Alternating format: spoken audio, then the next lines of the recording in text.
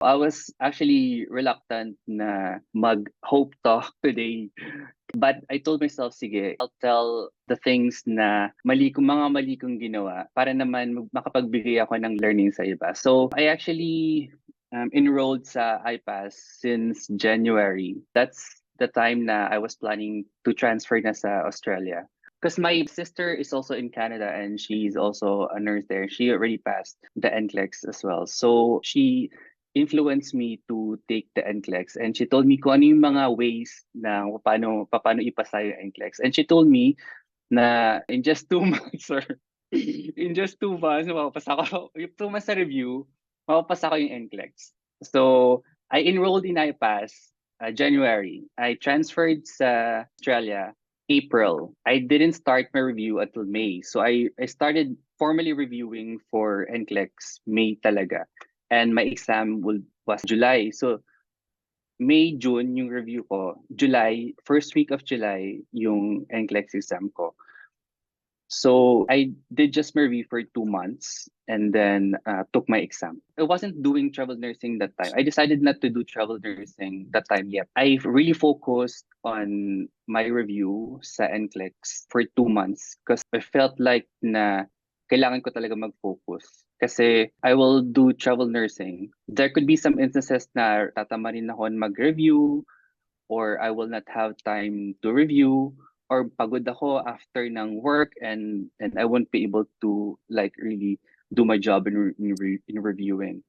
So I decided na mag-focus ako for 2 months, like really focus on my review. And then by the time I will pass, that's the time I will start to do travel nursing.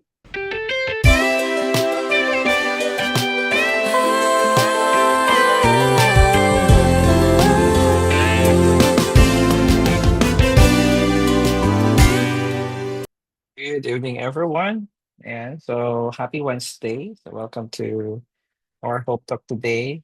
Well, you might be thinking, okay, nakita niyo today. So I'll be covering one of our Coach Jan because he's on vacation. So they'll probably see me today, tomorrow, until Friday. So I'll be covering one of Hope Talks natin while Sir Jan is on his vacation. So actually, we saw each other kanina sa office. But he's busy muna, so I am covering on his behalf muna for this Hope Talk. So for those of you na bago sa ating program, and so our Hope Talk is an acronym for hearing other people's experiences naman. So what we do here is we invite our successful passers in the NCLEX and we are asking them about their experience in taking and preparing the examination and for you to learn some best practices and also gain some motivation and inspirations coming from the experiences ng ating mga passers. And of course, no, today we have our special guest. And so one of the recent passers with our NCLEX here at IPAS, we have here si Sir Edward Arnaiz, PSN USRN. Kamusta, sir? Kamusta na yung Good bagong evening po. ESRN? Eto, masaya sa naging successful ng medyo Okay. matagal na since July nung na-pass pero yeah, still Mm. very happy. Saan ka ngayon, sir? Saan ka naka-base ngayon?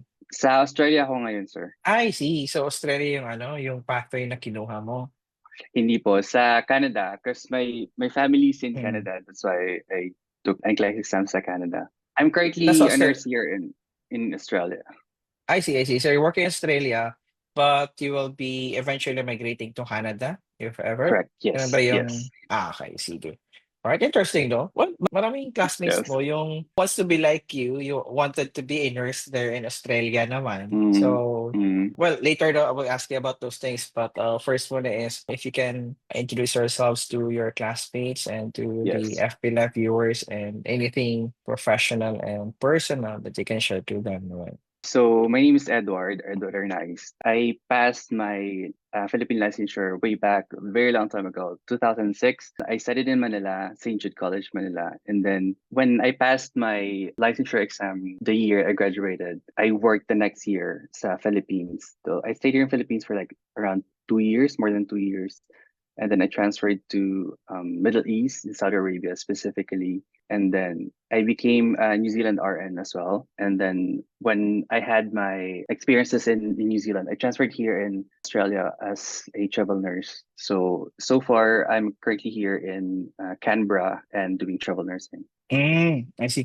Ang dami mong inikutan, sir, no? Like, Yes. for, well, yung sa mga, like, batch natin noon at, like, those who graduated from mid-2000s to 2010 is, like, the common pathway, no, is, like, after taking the NLE, is, like, at some point, yung default na pupuntahan is Middle East, and Yes. then Yes. mag-gather na experience doon. Before kasi I think it was hard to go sa mga places na or sa mga bansa na like first world countries, like London or like UK, Canada. I think it was still expensive to go at that time. So well, for me it's what expensive, so I opted to go sa Middle East. And I think that time, no, parang hindi pa uso yung UK, no, and Germany, no, parang hindi pa, no, Yeah. wala pa, no. Hindi pa masyado. Kaya yung pinaka-open doon is Middle East, no? Middle Middle East. East And talaga. Oh, Middle East talaga. oh, and if you will notice sa population ng ating students, no, is like there's a significant population of nurses na nag-review sa IPAS na naka-base sa Middle East. So ito siguro Mm, yung mga mm. na-enjoy na yung buhay doon from 2010 until now. And ngayon lang nakapag-decide na mag-move out of the Middle East naman. So, you've been to the Middle East, tapos New Zealand, New tapos Zealand Australia and naman. Australia. Correct. So, Yep. so parang ang dami sa inikutan. So, like, from Middle East, bakit mo naisipan mag-New Zealand and then eventually, bakit mo naisipan na mag-Australia naman? Right.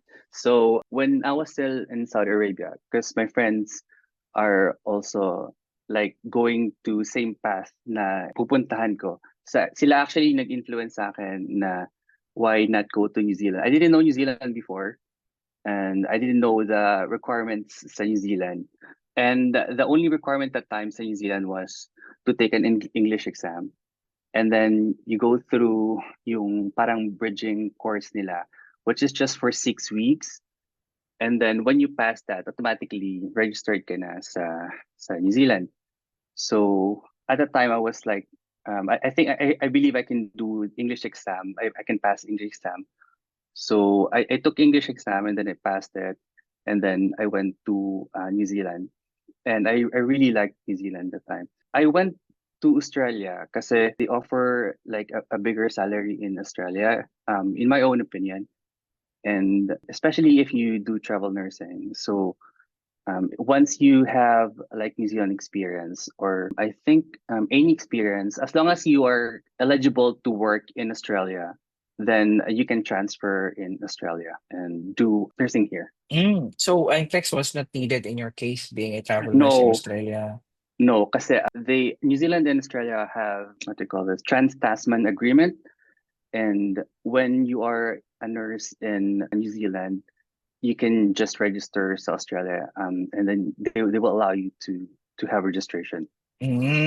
I see. Oh, interesting yun, no? Siguro a lot of people doesn't really know that kind of setup to. But why did you decide to, like, syempre, no, na-cover ka na nung, agreement between Australia and New Zealand that you can Mhm. practice nursing there. So, and yeah, you weren't really required to pass the NCLEX to be a travel nurse there in Australia naman. So, what made you decide to push through with your NCLEX naman? My family is in Canada, so I've been visiting Canada every now and then, like for a vacation. Actually, matagal ng plan yung Canada. It's just that I wasn't that very prepared na mag-Canada just yet because I was loving New Zealand at the time, and New Zealand is really a beautiful place. So there are a lot of things that New Zealand can offer you. So why transfer to another place if you're really comfortable working there and living there? Until such time na I was spending Christmas and holidays on my own, and I told myself na I this cannot be happening because in my family we do celebrate holidays like as a family because we are like close family ties. So I didn't want that to happen again. I felt sad at times, so I decided to transfer to Canada. Although I spent so many years in New Zealand, but I was there for like a purpose, really. So yeah. Mm. Maybe know the purpose of you going to New Zealand?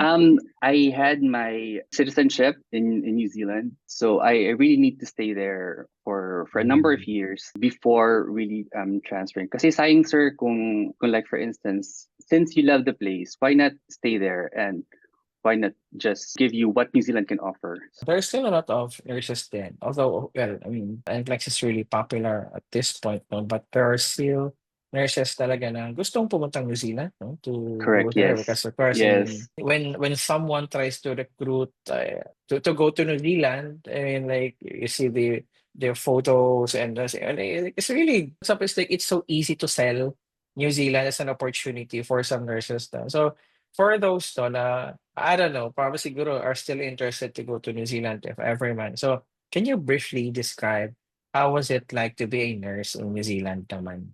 It really felt na nurse ka talaga. Because the place where I worked, you get to decide kung ano sa tingin mo yung dapat sa pasyente mo. In the Philippines, it's not na hindi sinisiraan ko yung sa Philippines. It's just that I'm comparing yung nursing sa Philippines and sa New Zealand. Sa Philippines kasi sometimes we tend to just follow doctors like without really somehow objecting and na iniisip mo yung kapakanan ng pasyente mo. In New Zealand kasi you get to object, you get to correct probably yung sa doctors the way sila mag-order something like that, and you really feel that you belong to the medical team and you're not just someone na who would just follow orders.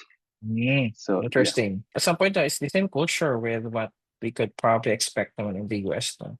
Na Mm. nurses has a more proactive role in the management of care ng mga clients. They have Mm. a louder voice, kumbaga, in the decision process making on what interventions yung applicable sa case namin ng estudyante, especially right now that the next gen NCLEX is really more on case studies, and application. So interesting, no? So Australia naman, Sir Edward naman. So again, no, for those who are applying for AFRA and then yung interested na mag-push through with their career naman as an Australian nurse soon, no? So you've been doing travel nursing in Australia for quite some time now. How would you, ano naman? Yeah, how would you describe a typical life of a nurse in Australia? I've actually just started travel nursing this year lang. So I think July of this year lang. So I'm still on my second contract here in Australia as a travel nurse. I'd say different siya sa New Zealand, although pareha sila ng culture, but it's somehow different. Probably when it comes to like looking after ng patients, yung mga breaks nila, I don't know, sir. It's just very simple, like little things lang na different. It's somehow the same but somehow different at the same time. Yeah. Parang ganon. Baka siguro, no, I don't know. Do you think it's with the nuances ng culture nila? I mean, they are similar, but at some point may konting nuances and how they, I don't know, being Australians or Kiwis for that matter, no? Probably could be. Yeah, probably it's something that your other classmates know are pursuing their Australian trajectory naman for their NCLEX naman. At least kahit paano they can have an idea and Sir, isingit ko lang, what I can say sige. when it comes to like travel nursing, the difficult part of like doing travel nursing is you get to like adjust to different people, you get to adjust to cultures ng like for instance sa hospital culture ng ward. So each ward has their own culture. You get to mingle with different people kasi you get like probably you will stay in one contract for probably a month or two, and then you when they don't need you anymore, you will be going to another contract, which is another adjustment again to like Mhm. Mm. work environment. I see. So, siguro no, I would assume na yung trajectory mo, Sir Edward, in Canada is also travel nursing if ever. Probably kasi I feel like I need to stay, I need to work in Canada for some time first and just to get Mm. the hang of it, get the hang of what it's like working in Canada and what's the culture in Canada. So probably may mga difference then. So probably different drugs, like for instance, they have their own medications na tinatawag. There are some medications here in Australia that are not really familiar sa New Zealand. Mhm. although they have the same generic name, but they have different brand names. So usually they call brand names here in Australia, which you wouldn't know. Pero pag sabi sa yung, Mm, yung generic, magkiklik yeah. agad sa isip mo. I see. Well, I don't know, siguro, baka mamaya may isipan naman mag-travel nurse sa US naman because travel nurses in the Yes, US yes. is one of the highest paid, kumbaga, na department of nursing, no? Diba? Maraming gusto maging travel nurse in the US kasi nga, very significant talaga yung difference ng salary compared to like a regular staff nurse in hospitals. So so Sir Edward, in I don't know, in the next few years, yes, you can give us a more Eh, comprehensive idea on experience of working there. Very competitive Mm, talaga yung salary, yung offer when mm, you do mm. travel nursing. True. Sige, sir. So, you really pursued yung NCLEX mo because you want to be with your family in Canada naman. So, how did you came across with IPAS naman, Sir Edward? So, yung isang friend ko, pumasa siya ng NCLEX. And then, I've asked him, ano yung review center niya, ano yung agency niya. He had a different agency, but he suggested is yung iPass. So, I've been encountering iPass actually sa feed ko sa Facebook. And I got curious with iPass. And yung name pa lang, as the name suggests, napaka-confident nung brand nung iPass. So I have chosen iPass. So, you did pati yung processing, Sir Edward, ng documents ba? No, because I originally wanted to apply sa New York as sa Mm. NCLEX ng New York, which I did. Ay nasimulan ko na siya sa first part. And then I was also doing Canadian registration at that time. And I didn't know that they will allow me to take NCLEX sa Canada. So they gave me the ATT sa Canadian registration while I was Mm. waiting for my New York ATT.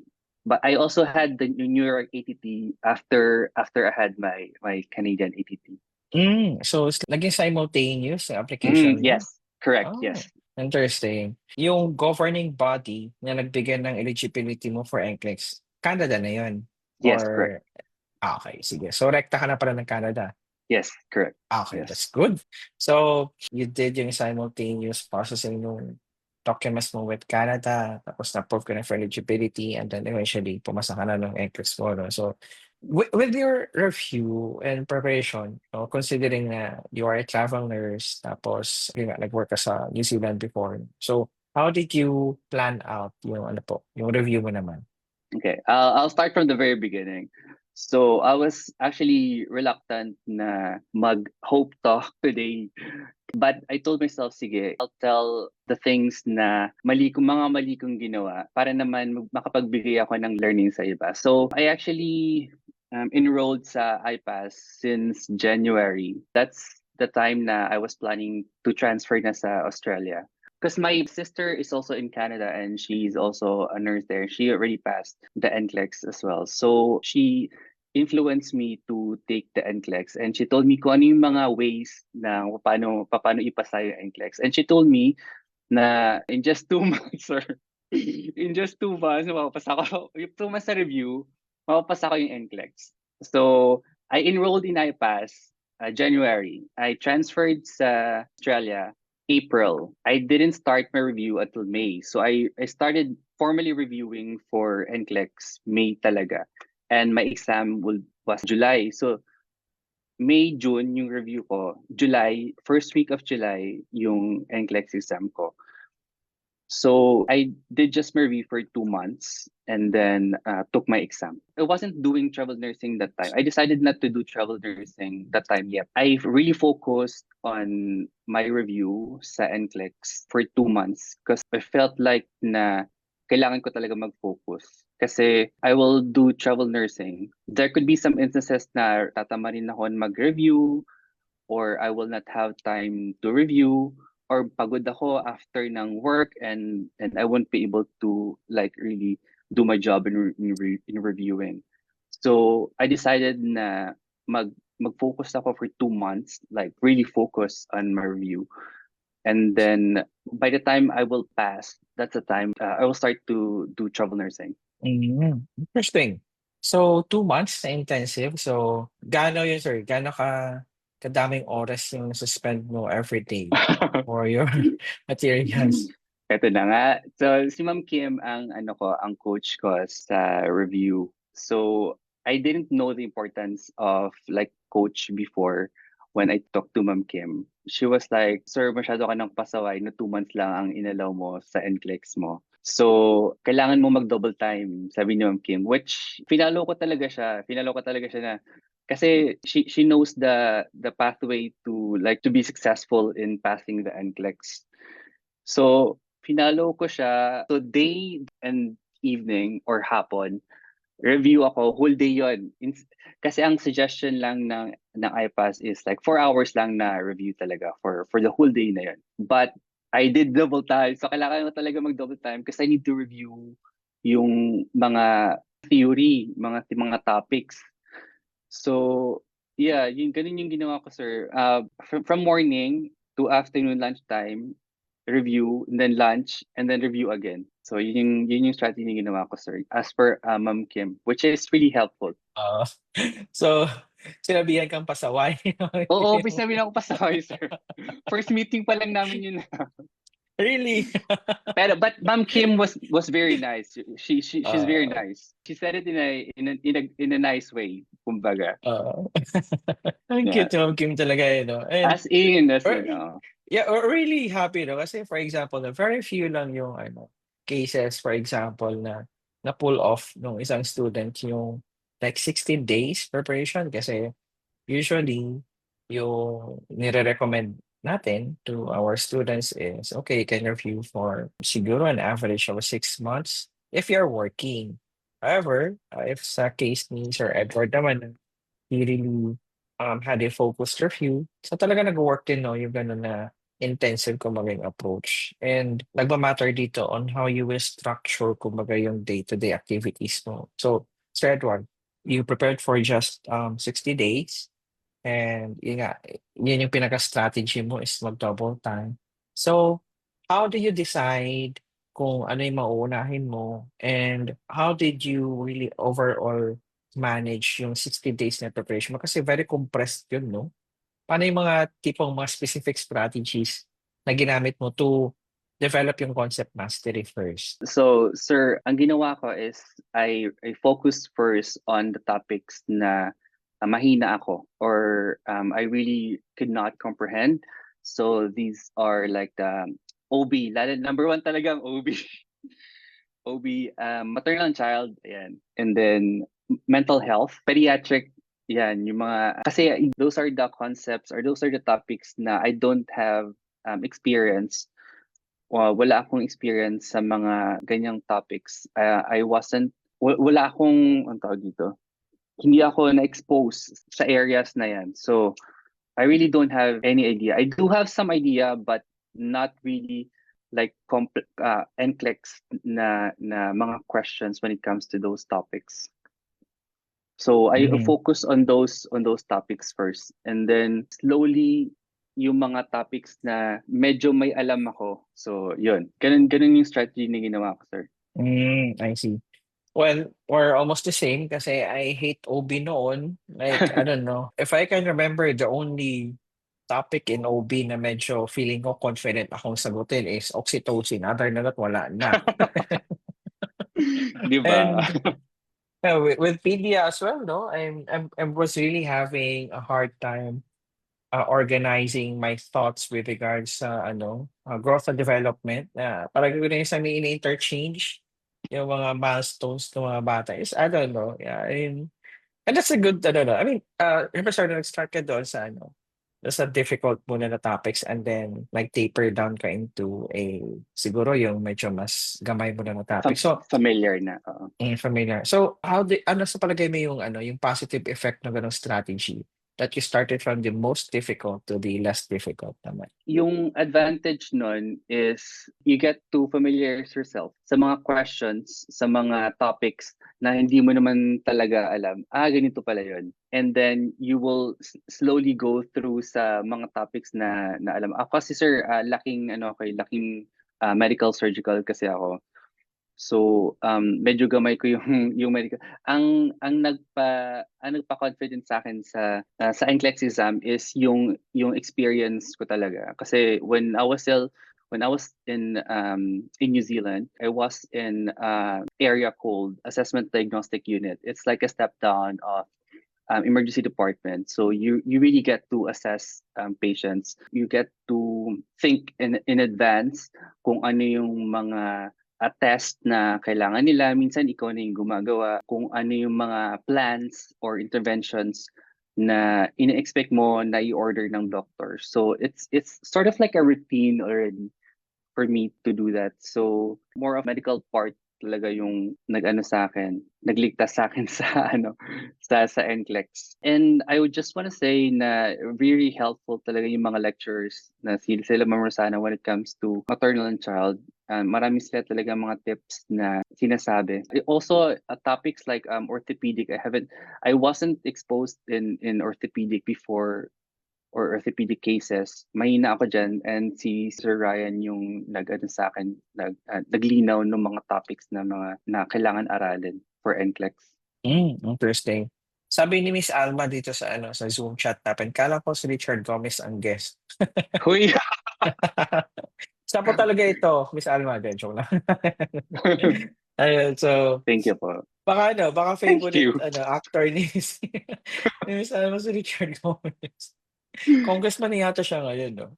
And Oo. anyway, sorry, doon sa 60 days na preparation mo, saan ka nag-focus na materials doon sa preparation mo na yun? So, mainly, ano kasi ako, sir, team recording ako. So, I haven't got to attend any of the live sessions, live lectures. So, always recording ako. I was in between, cycle 12 and cycle 13. So, nag-enroll ako cycle 12. I think end of cycle 12 na. And then beginning of cycle 13. So, yung mga videos na napapanood ko are all cycle 13 or mostly cycle 13. So, yun yung mga materials na ginamit ko. Just mainly yung lectures na recorded, yun ang pinaka main na as a reviewer na ginamit ko. Also yung sa mga online exam, mga archers yan, mga ganyan. Yun lang yung materials na ginamit ko, sir. So was it difficult for you, Sir Edward, to really catch up with the lessons? Kasi considering na gahol ka sa oras and medyo heavy yung topics natin, no? Di ba? So, how's the experience, no? Catching up with the topics considering na limited lang yung time to review? Yes, sir. Kailangan talaga very wise ka when it comes to like choosing yung topic na aaralin mo. Like for me, nag-focus talaga ako sa mga concepts na mahina talaga ako. Na I know na may lalabas na ganito sa exam mostly and I need to review on this. Hindi ko gamay yung topic na to, so I really need to review on this. May mga topics din na hindi ko na-review, sir, na napag-iwanan talaga ako. Like yung mga oncology nursing, yan, hindi ko masyadong natutukan yan. Hematology, yan, hindi ko rin yan masyadong natutukan. May mga topics talaga, sir, na hindi ko masyadong natutukan. That's why this is one of the things na I wouldn't recommend sa mga reviewers na you shouldn't just maliitin yung exam, yung NCLEX. You shouldn't just say to yourself that I can do it in just like 2 months. I think preparation pa rin is the key for you need to be confident na may papasa ko yung exam. Ayun, no? Well, that's interesting, Sir Edward, no? Kasi, for example, you were able to pull off yung preparation in just 2 months, yet you're still recommending na talagang magprepare sila na maayos. Kasi for those of you, no, na tempted really to do an express approach kumbaga sa review. Kasi minsan hindi natin maiiwasan na some students are tempted, no, to do like a shortcut way of reviewing. Kasi, di ba, preparing for the NCLEX is really time consuming. Talaga magdedemand ng Very. oras. And mahirap ang exam. Mahirap ang exam. Siguro, if you just plan to review for the NCLEX siguro in like 2 months, dapat araw-araw yun. Yung tipong wala ka na ibang gagawin. Kundi Kundi mag-review mag-review lang. ng araw. Oo. It's doable, di ba, Sir Edward, no? But if you're also working and, for example, you're a parent, so hindi talaga doable yung 2 months kasi number one, you'll be having difficulties with managing your time kasi nga, dahol ka na sa oras. marami kang dapat matutunan, and mahirap talaga yung exam. Diba, Sir Edward? No? Siguro, Sir I Edward, ganito totally na lang. agree. If you're going to rate yung difficulty ng NCLEX na na-experience mo from 1 to 10, so how would you rate it? For the fact na nakabot ako sa 150 questions, I would, I would rate it like really 9 to 10 out of 10. That difficulty that's in my opinion, kasi ang case ko is I just studied for like 2 months, so I didn't have like much preparation talaga for the exam, and that's why I do suggest na as much as possible, kasi may mga araw na tatamarin ka mag-review. Hindi lahat ng araw na for 2 months is napakataas ng motivation mo para mag-review. Hindi. May mga araw talaga na buong araw kang tatamarin. Hala, ano na naman to? But you really need to convince yourself, really need to think of something that would motivate you to really study. And yun nga, hindi sa lahat ng pagkakataon may motivation ka para mag-aral. That's why 6 months is really a doable time na mag-review, kasi in that 6 months, or probably or sa 5 months or something like that, may mga instances doon na hindi ka makapag-aral, you will go out with your friends, you will celebrate something, a birthday with your family or family time together. Kailangan mo mag-alaga ng anak mo, or kailangan mo magluto sa family, something like that. So may mga instances talaga na ganun. So it depends on it's a case-to-case basis, but yeah, 6 months is really probably it's really just it's really na big help para maipasa mo yung exam. It's really true, Sir Edward. No? It's really case-to-case basis.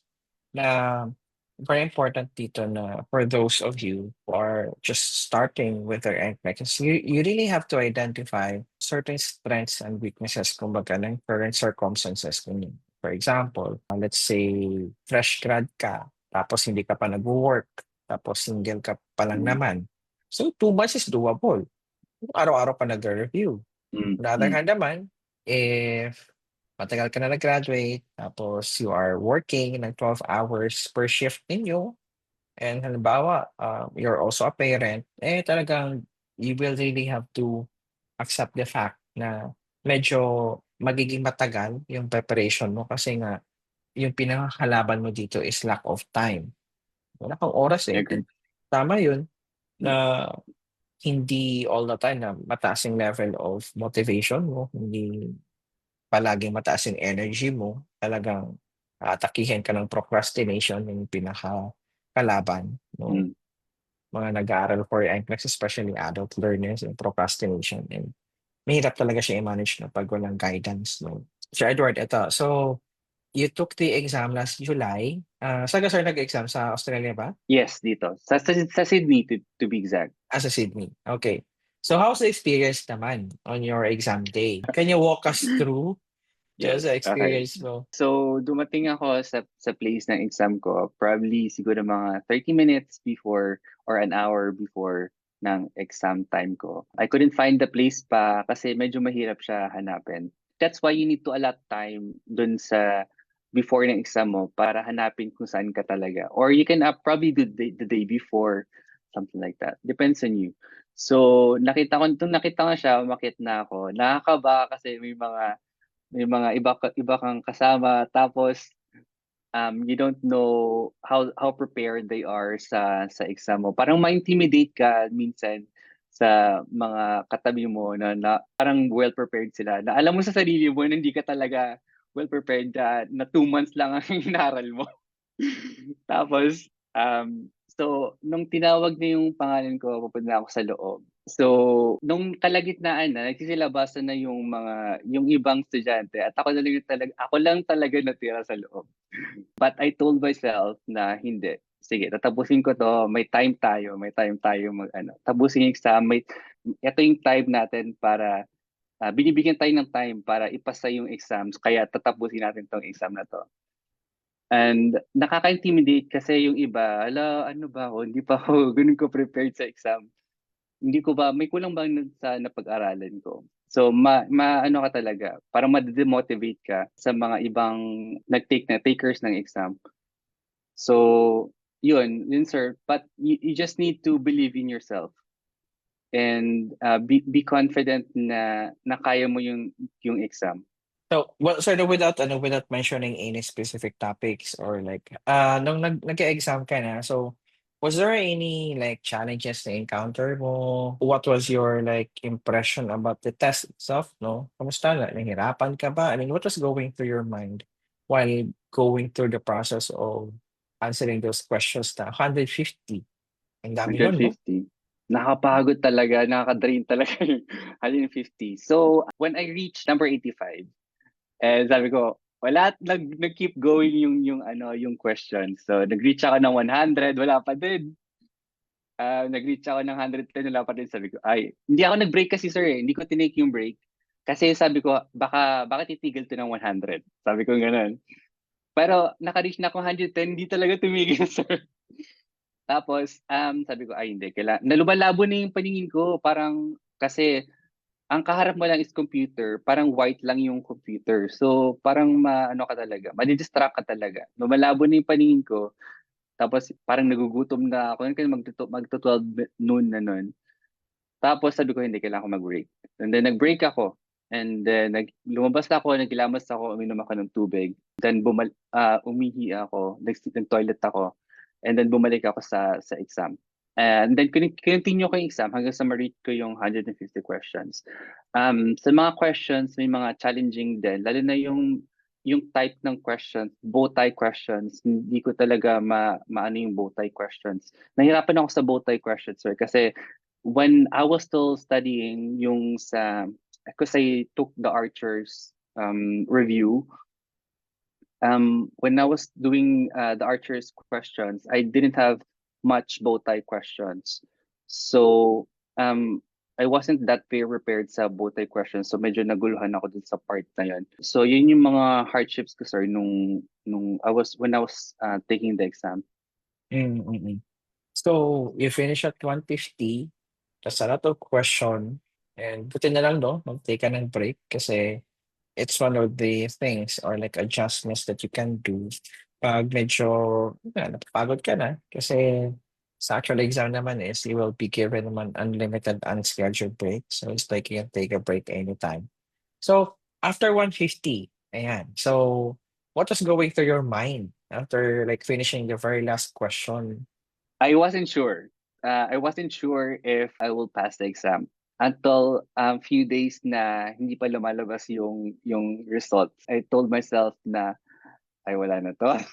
Nawala na ako ng pag-asa, sir, to be honest. Parang wala na to, hindi na ako papasa. Kailangan ko na mag-schedule ulit ng bagong exam. Nalulungkot na ako noon. I was quite depressed. But I'm still in touch sa reality na okay, kung ano man yung magiging result ng exam, that's a reflection kung ano yung napag-aralan mo lang talaga. So, dun i-touch ako sa reality na yun, na kung ano man yung maging result ng exam, just accept it and just move on. Nakaka-anxious na part is yung waiting part ng result ng exam, to be honest. Especially if Mm-mm. you are in Canada, kasi you won't be able to see yung quick result. Yeah. They didn't have that. Only sa US lang. Gaano ba katagal yung result ng Canada? Actually, 2 days lang yung din sa akin. After 48 hours lang din yung sa akin. But may kasi nag-email pa ako eh. Hindi ako sure kung what was the problem that time. They didn't give me the result like on the exact day, but I emailed them instead. I emailed the Board of Nursing, and then I asked them questions. Na-receive naman kayo na result ko. And yun, they emailed me the result. I see. Ayun, result. So, eto na. You saw the result na and it says they're passed, no? So, how was it, no? How was the moment nung nakita mo na pasado ka na? Masaya. I was really in cloud nine that time. As usual yung feeling ng mga passers, I felt very happy nung nakuha ko yung result ko. And then I told my family right away. Kasi kasama ko yung family ko. They're really happy kasi lalo na yung family ko na nasa Canada. They were really expecting for me na maipasa ko yung exam at nang makalipat na ako as soon as possible. So, ayun sir, I was really glad na nagbunga naman yung kahit konti yung 2 months na hindi ako Mm. nagtrabaho at nag-focus lang ako sa review And minsan, wala akong tulog. Ano talaga, pinupush ko talaga yung sarili ko para mag-aral. Day and night talaga. Kahit wala sa mood, aral pa din. Kasi wala akong Mm, choice, sir. Kasi 2 months lang. I don't have much time yeah. really to study. I only have limited time. But really, I need to push myself to Mm. study. You really have to maximize the time that you had kasi very Mm, limited lang, no? Yung iba kasi, hindi may iwasan yan na, for example, may hinahabol sila na timeline, tapos hindi natupad. So, guilty, no? Ano, minsan kasi ang mm, hirap yun. It can affect you psychologically. Ayun. So, mm. yun.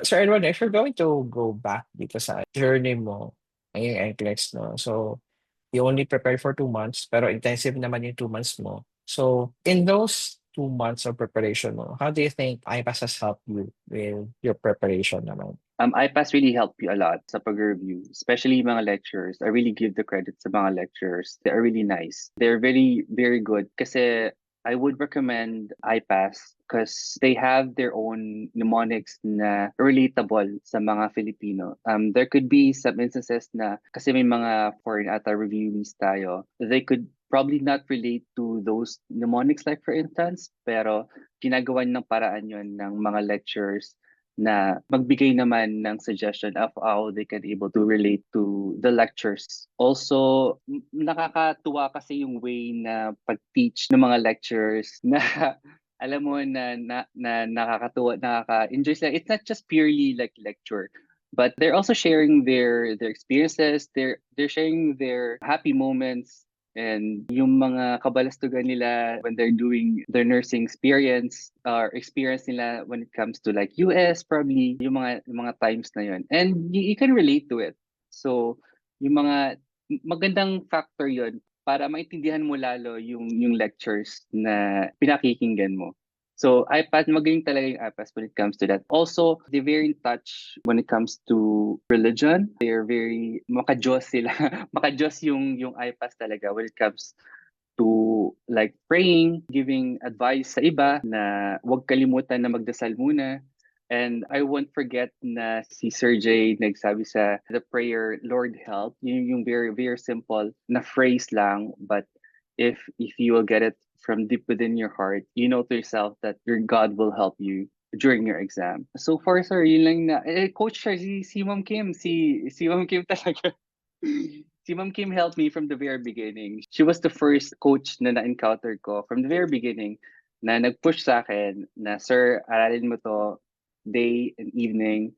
Walang pahinga dapat kasi 2 months lang yung nilaan mo sa pag-review mo. So si Ma'am Kim talaga ang nag-push sa akin. Yung mga coach, not just Ma'am Kim but also the rest of the coach of IPAS na I know that they're very dedicated when it comes to their job, their work ethic. They're very dedicated when it comes to those kinds of stuff. So do listen to them. Yeah, I mean, that's the reason, no, that's the very reason why we have really our coaching program. No? Kasi we really understand that preparing for the NCLEX is really difficult, especially for an adult learner like us. And kailangan din kasi talaga natin minsan yung konting push, no?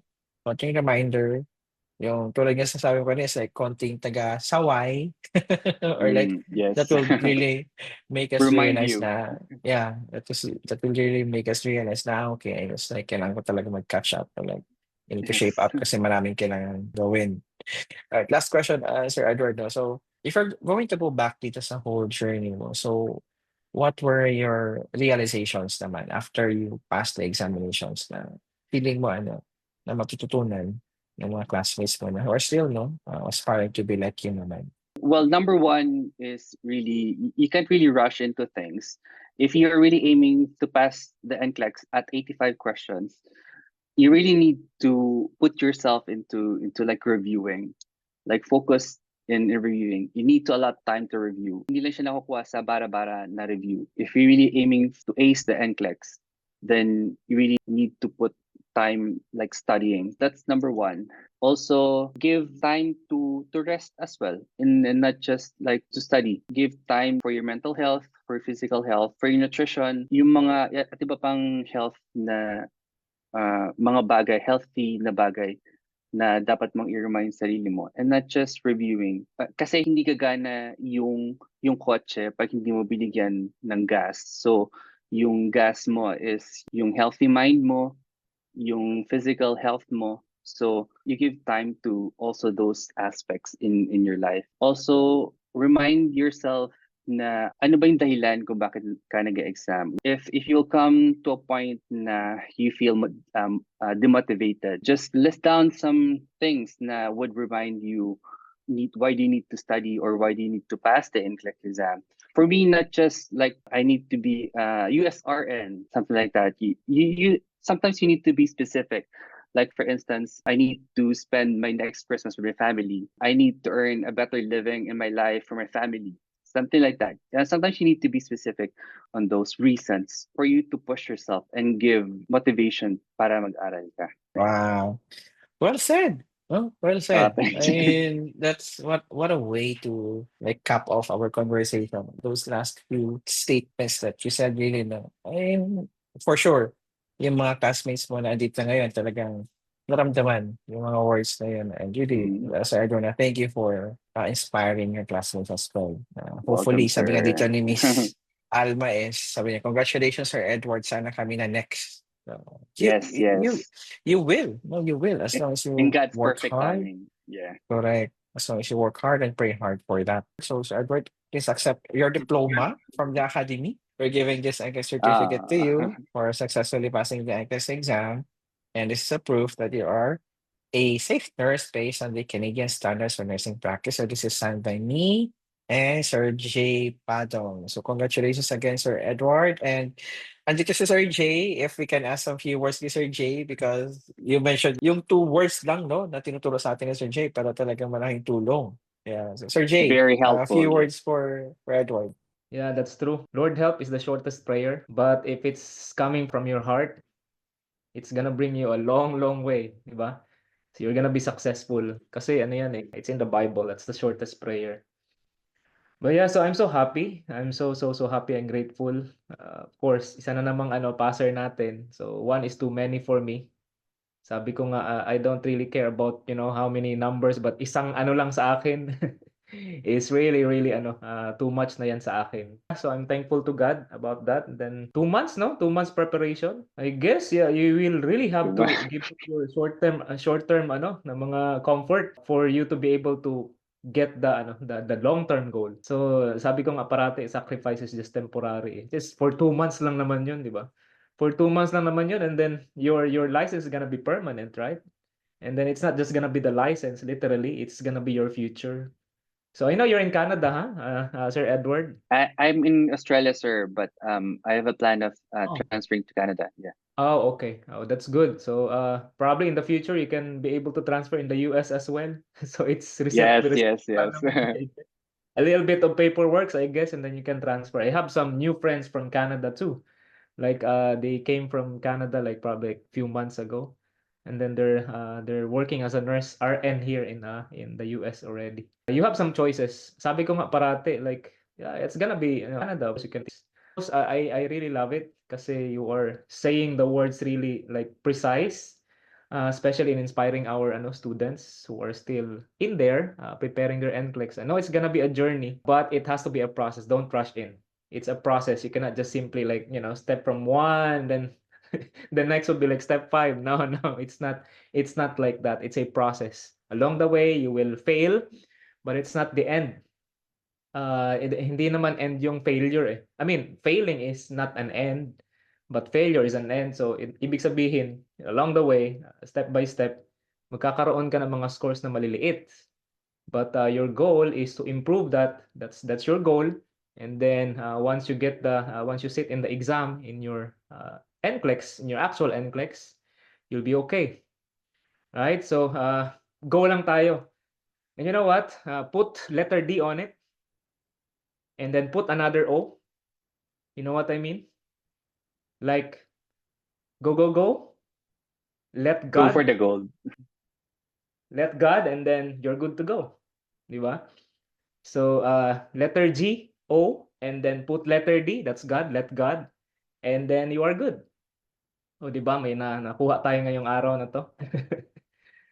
Yeah, thank you, Sir Edward, for joining us today. Of course, our purpose is to really inspire our students because I know naman na in time, they will get their license, di ba? So, tiyaga-tiyaga lang. You do your part, and then God will do the rest. Like I said, you are good. You're good to go. You'll be successful in NCLEX. Okay, so thank you, Sir Edward. Thank you, Mark, for facilitating it today in the absence of John. Yeah. Thank you for today. Thank you, Sir Jay. Thank you, Sir Thank you, Sir Edward. Mark. We really appreciate your presence and thank you really for those inspiring story and thoughts that you shared sa mga classmates. I pass processing made easy for you.